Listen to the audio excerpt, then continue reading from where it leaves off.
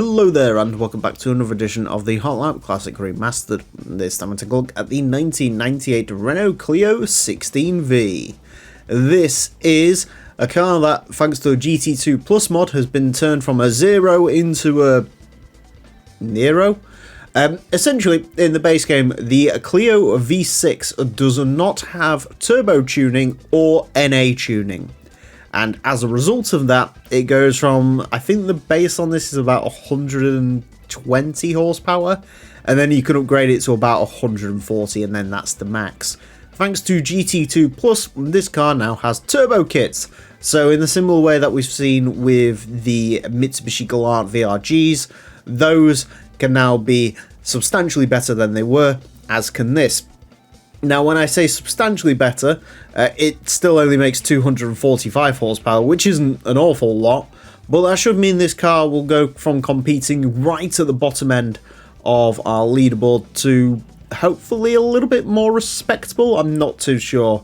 I am looking pretty far down in terms of sort of cars to compare to this one, but hopefully it should be a little bit better. We'll see. Not a huge fan of this generation of Renault Clio, I will be honest. It's a little bit sort of unshapely. I do have to say this front end is better than the facelifted front end. But I think in terms of Clio's my favourite. Can you even have a favourite Clio? They're so like nothing vehicles. My favourite's probably like the first, then the third gen, then this, then fifth and fourth, because I can't stand the new sort of pregnant look these cars have. But this one, I mean, this is a proper Clio, really. When you think Clio, you will think this car. You know, this sort of plodding hatchback with very grey plastics inside, that's very tinny and probably driven by someone very spotty. That's usually what you think of when it comes to Clio, and this car does it well. I will say I'm very sort of curious on that rear hatch glass that sort of bends over the rear of the vehicle. That is interesting to say the least. I don't think I've ever noticed that really.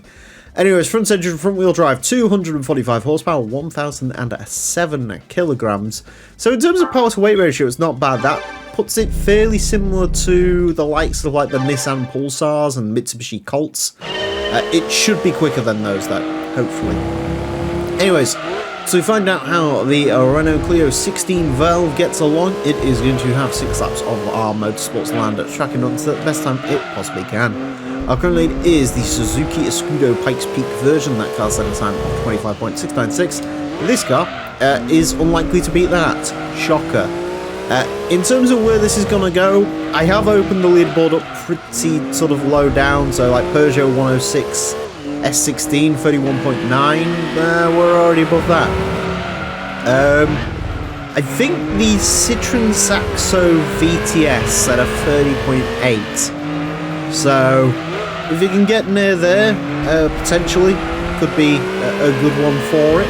Obviously, now that I've opened my leaderboard up to a pretty sort of low point, I can't really get it up now without getting to the end of this, but yeah, it's pretty much smashed all my expectations on its first lap. 31.274. I can't remember where the midpoint of this leaderboard is now. I think it's about 30.7.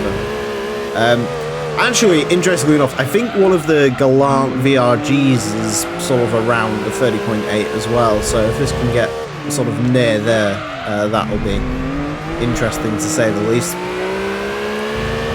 This is definitely the direction to go with this car. You know, in the base game, it really does not make all that much power. It's pretty useless, to be honest, especially when you compare it to the likes of the 106 and Saxo. Maybe could have done with a race mod this. And obviously, you know, the Clio V6 also exists, which overshadows this a fair amount as well. So, but this is definitely what it needs, because the gearing is actually very well set up for this course of 30.659. Wow. Okay, we are going places in the little Clio. It does have to be said. Yeah, this is definitely what this car needed. I'll tell you that for free. That is stonking good lap time from the Clio. Quicker than the Saxo. Saxo admittedly does have less power than this. It is worth pointing that out. But I think the Saxo is also quite a bit lighter than this. There's also the Saxo rally car that's at like a 30.3 or whatever it was. So this isn't beating that, obviously. But yeah, in terms of an overall car, this ain't half bad. Pretty consistent as well, it does have to be said, which is a nice touch. Sort of messed that final sector up there. Could have been a little bit quicker on that final lap, but no, 30.659. That is the gauntlet set with this one. Really good job from the Clio. That's definitely going to upset a couple of names on our leaderboard, I'll tell you that for free. It's quicker than a Lancia Y. I've just noticed that out the corner of my eye, so there you go. If you want a Continental hatchback, the Clio in GT2 Plus is actually semi-worth considering, as it turns out. Could have been quicker, according to that as well. I think I did get a little bit of sort of dusty oversteer on the outside of that corner. Yeah, it's sort of an earlier 30.6. I don't know if it would quite push into the 30.5s. If it did, it would be really reaching at that point. But no, good time. Like I say, I'm actually quite surprised by how that drives. It drives pretty well considering what it is. Anyways, a 30.659 will place this into 332nd place. Goes in between the Ford Mustang GT and a Mitsubishi GTO SR. So it's quicker than a naturally aspirated Mitsubishi GTO, quicker than the TVR Griffith 500, the Mugen Prelude Type S, quicker than the Renault Laguna, which is interesting, V5 Golf.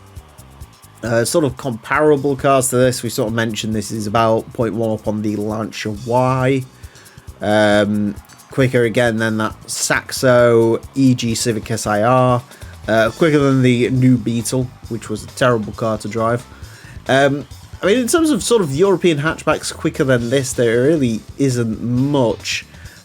Slower than the Mitsubishi Mirage Asti RXR. Slower than the Civic Ferio, so that's sort of a more representative time for the EG Civic.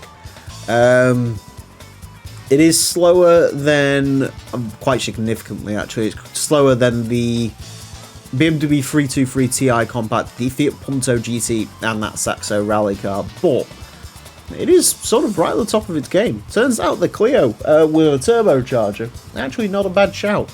Of course, don't actually use this as a tutorial to make your Mark II Clio faster, because at the end of the day, no matter how much money you spend on a Mark II Clio, it will still be a Mark II Clio. Anyways, that's it for this episode. Thank you all very much for watching. Join me next time when I'll be driving something hopefully as surprising as this. Until then, farewell.